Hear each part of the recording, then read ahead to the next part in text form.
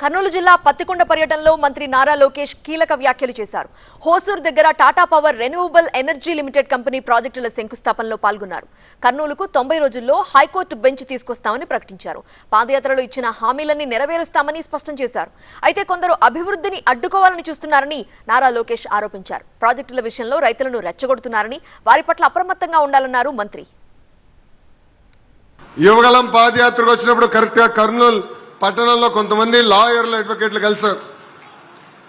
High court ఇక్కడ ఏర్పాటు చేయండి అని కోరారు. వాళ్ళకి ఒకటే చెప్పా, ఒకే రాష్ట్రం ఒకే రాజధాని, కానీ అభివృద్ధి వికేంద్రీకరణ చేసే బాధ్యత మీ లోకేష్ తీసుకుంటాడని.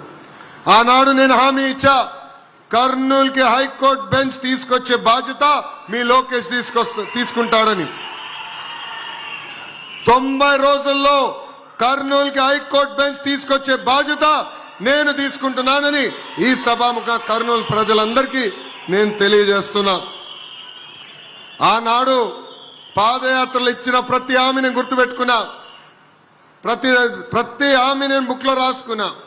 ఒక పద్ధతి ప్రకారం హామీలు నిలబెట్టుకుంటా వెళ్తున్నాం.